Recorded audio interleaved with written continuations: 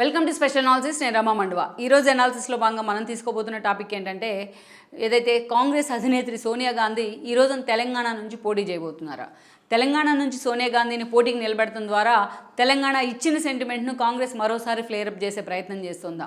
అనారోగ్య కారణాలతో చాలా రోజులుగా ఇన్యాక్టివ్గా ఉన్న సోనియా గాంధీ ఈరోజు తెలంగాణ నుంచి నిజంగా పోటీ అంటే ఆమె ఎంతవరకు కూడా దీన్ని అంగీకరించే అవకాశం ఉంటుంది? ప్రియాంక, రాహుల్ గాంధీ లాంటి వాళ్ళని కూడా పక్కన పెట్టి ఈ రోజున సోనియా వైపే టీ కాంగ్రెస్ నేతలు ఎందుకు ఫోకస్ పెట్టారు?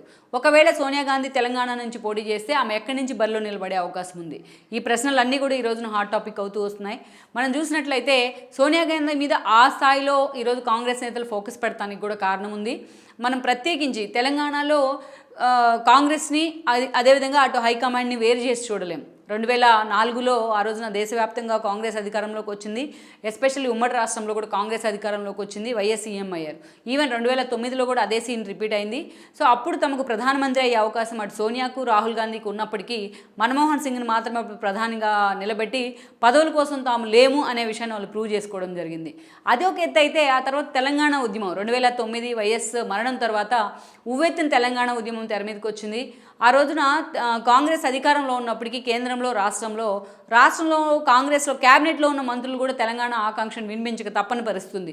ఆ రోజు ఒక్కొక్కరుగా తెలంగాణ కోసం ఆత్మబలిదానాలు చేసుకుంటున్న స్టూడెంట్స్ కానీ, ఇక మొత్తం సబ్బండ వర్గాలు తెలంగాణ ఆకాంక్షను వినిపించేలా రోడ్డెక్కిన వైనం కానీ, ఇవన్నీ కూడా ఆ రోజు అధికారంలో ఉన్న కాంగ్రెస్ మీద ప్రెజర్ తీసుకొచ్చాయి. సో సోనియా గాంధీ ఆ పరిస్థితుల్లో ఆ రోజు రాష్ట్రాన్ని ఒక తప్పని పరిస్థితి ఏర్పడింది. సో రెండు తెలుగు రాష్ట్రాల్లో ఏదైతే సమైక్యాంధ్ర ఉద్యమం కూడా ఆ స్థాయిలో జరగకపోయినా సమైక్యాంధ్ర ఉద్యమం కూడా అదే స్థాయిలో వాయిస్ అయితే వినిపిస్తుంది.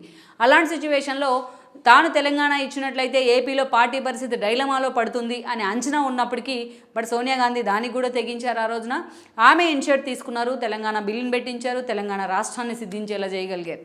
సో ఆ సెంటిమెంట్ అయితే ఇప్పటికీ కాంగ్రెస్ మీద ఉంది, తెలంగాణ ప్రజల్లో కూడా. కేసీఆర్ లాంటి వాళ్ళు తెలంగాణ ఇచ్చినట్లయితే కాంగ్రెస్లో తన పార్టీని విలీనం చేస్తానంటూ అనౌన్స్ చేసి ఆమెను కలిసి కూడా వచ్చున్నారు సోనియాని. ఆ తర్వాత రోజుల్లో ఆయన దాన్ని మళ్ళా రోల్ బ్యాక్ తీసుకున్నారు తన నిర్ణయాన్ని. తానే సీఎంగా, ఏదైతే టీఆర్ఎస్ అధికారంలోకి వచ్చింది, తానే 2 సార్లు సీఎంగా కూడా ఉన్నారు.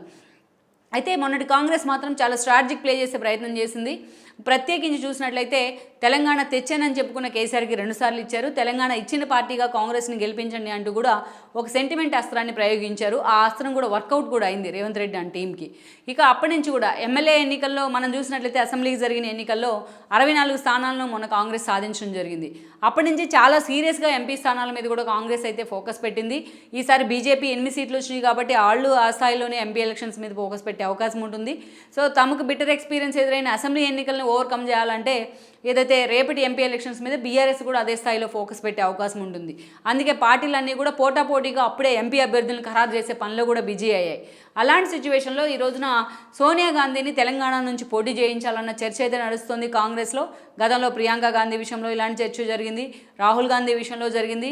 రాహుల్ కూడా అందుకే గత ఎన్నికల సమయంలో యూపీ నుంచి పాటు ఆయన వైనాడ్ నుంచి కూడా పోటీ చేసి గెలవగలిగింది. అక్కడ యూపీలో ఓడిపోయారు ఆయన సొంత సీట్లు. సో అందుకే ఈ రోజున సోనియా గాంధీని కూడా తీసుకొచ్చి ఈసారి ఎలాగైనా తెలంగాణ నుంచి పోటీ చేయించాలని కూడా కాంగ్రెస్ నేతలు ఆలోచన చేస్తూ ఉన్నారు. ఆ గతంలో ఇందిరాగాంధీ మెదక్ పార్లమెంట్ నుంచి పోటీ చేసి గెలవడం జరిగింది. దేశవ్యాప్తంగా ప్రతికూల పరిస్థితులు ఉన్నా బట్ తెలంగాణ నుంచి ఆమె ఎంపీ అయింది.